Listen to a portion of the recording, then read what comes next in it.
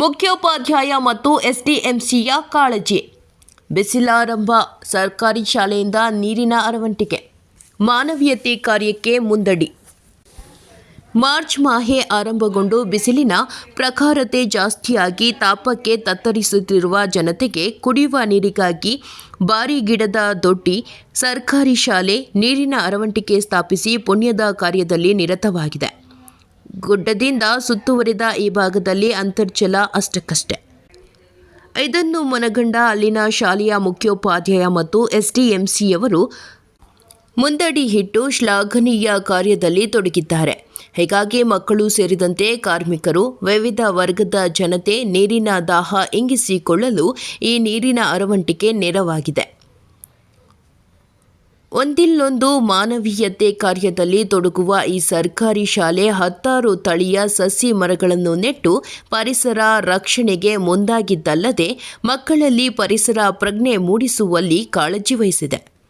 ತಾಲೂಕು, ಜಿಲ್ಲಾ ಮಟ್ಟದ 10 ಪ್ರಶಸ್ತಿಗಳನ್ನು ಬಾಚಿಕೊಂಡು ಈ ಸರ್ಕಾರಿ ಶಾಲೆ ಉತ್ತಮ ಪರಿಸರ ರಕ್ಷಣೆಗಾಗಿ ರಾಜ್ಯ ಮಟ್ಟದ ಪ್ರಶಸ್ತಿಯನ್ನು ತನ್ನದಾಗಿಸಿಕೊಂಡ ಕೀರ್ತಿ ಈ ಶಾಲೆಗಿದೆ.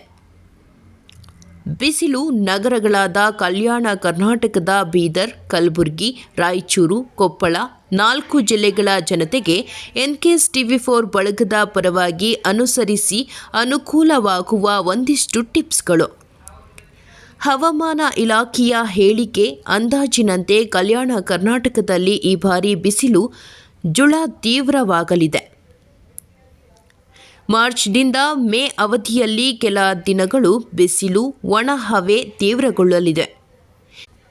ಈ ಹಿನ್ನೆಲೆಯಲ್ಲಿ ಮಕ್ಕಳು, ಕಾರ್ಮಿಕರು ಸೇರಿ ವಿವಿಧ ವರ್ಗದವರು ಬಿಸಿಲಿನಿಂದ ರಕ್ಷಿಸಿಕೊಳ್ಳಲು ಮುನ್ನೆಚ್ಚರಿಕೆ ಕ್ರಮಗಳನ್ನು ಪಾಲಿಸುವುದು ಸೂಕ್ತ. ಅತಿಯಾದ ಬಿಸಿಲು ಆರೋಗ್ಯದ ಮೇಲೆ ಕೆಟ್ಟ ಪರಿಣಾಮ ಬೀರಲಿದ್ದು, ಈ ಬಿಸಿಲ ವಾತಾವರಣದಲ್ಲಿ ನಾವು ಏನು ತಿನ್ನುತ್ತೇವೆ ಎಂಬುದರ ಬಗ್ಗೆ ಗಮನ ಹರಿಸುವುದು ಮುಖ್ಯವಾಗಿದೆ. ಬೇಸಿಗೆಯಲ್ಲಿ ಹೆಚ್ಚಿನ ಪ್ರೋಟೀನ್ ಹಣ್ಣುಗಳನ್ನು ಸೇವಿಸುವುದು ಆರೋಗ್ಯಕರ. ಚೀಸ್ ಹಾಗೂ ಜಂಕ್ ಫುಡ್ಗಳನ್ನು ಸೇವಿಸದಿರಿ. ಮಧ್ಯಾಹ್ನ 12ರಿಂದ 3 ಗಂಟೆಯವರೆಗೆ ಹೊರ ಹೋಗುವುದನ್ನು ತಪ್ಪಿಸಿ.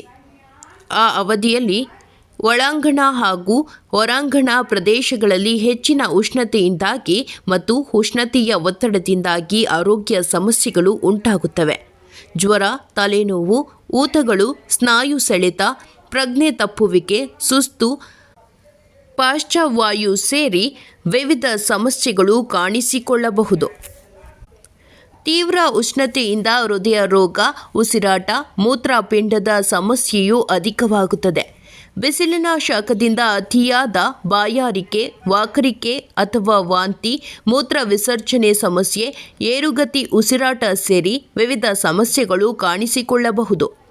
ಋತುಮಾನದಲ್ಲಿ ಲಭ್ಯವಿರುವ ಹೆಚ್ಚು ನೀರಿನಾಂಶ ಹೊಂದಿರುವ ಹಣ್ಣು, ತರಕಾರಿಗಳಾದ ಕಲ್ಲಂಗಡಿ, ಕರ್ಬೂಜ, ಕಿತ್ತಳೆ, ದ್ರಾಕ್ಷಿ, ಅನಾನಸ್, ಸೌತೆಕಾಯಿ, ಎಳನೀರು ಹೆಚ್ಚಾಗಿ ಸೇವಿಸಿ ಹೆಚ್ಚು ಬಿಸಿಲು ಬೀಳದಂತೆ ಶರೀರವನ್ನು ಸುರಕ್ಷಿತವಾಗಿಟ್ಟುಕೊಳ್ಳಬೇಕು. ಹಾಗಾಗಿ ತಿಳಿ ಬಣ್ಣದ ಸಡಿಲವಾದ ಹತ್ತಿಯ ಬಟ್ಟೆಯನ್ನು ಧರಿಸುವುದು ಉತ್ತಮ. ಬಿಸಿಲಿನಲ್ಲಿ ಹೊರ ಹೋಗುವ ಸಂದರ್ಭದಲ್ಲಿ ಛತ್ರಿ, ಟೋಪಿ ಅಥವಾ ಹ್ಯಾಟ್, ಟವಲ್ ಅಥವಾ ಇನ್ಯಾವುದೇ ಸಾಂಪ್ರದಾಯಿಕ ಪದ್ಧತಿಯನ್ನು ಅನುಸರಿಸಿ.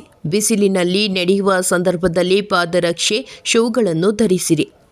ಅಪಾಯದಿಂದ ದೂರ ಉಳಿಯಲು ಮಧ್ಯಾಹ್ನದ ಸಮಯದಲ್ಲಿ ಅಡುಗೆ ಮಾಡುವುದು ತಪ್ಪಿಸಿ. ಅಡುಗೆ ಸಿದ್ಧಪಡಿಸುವ ಪ್ರದೇಶದಲ್ಲಿ ಕಿಟಕಿ ಹಾಗೂ ಬಾಗಿಲುಗಳನ್ನು ತೆರೆದಿಡಿ. ಮದ್ಯಪಾನ, ಚಹಾ, ಕಾಫಿ, ಕಾರ್ಬೋನೇಟೆಡ್ ಪಾನೀಯಗಳು ಅಥವಾ ಹೆಚ್ಚು ಸಕ್ಕರೆ ಅಂಶ ಹೊಂದಿದ ಪಾನೀಯಗಳಿಂದ ದೂರವಿರಿ. ಹೆಚ್ಚು ಪ್ರೋಟೀನ್ ಭರಿತವಾದ ಹಾಗೂ ಹಳೆಯದಾದ ಆಹಾರ ಪದಾರ್ಥಗಳನ್ನು ಸೇವಿಸದಿರಿ. ವರದಿ ಆನಂದ್ ತುರ್ವಿಯಾಳ್, ಎನ್ಕೆಎಸ್ ಟಿವಿ4.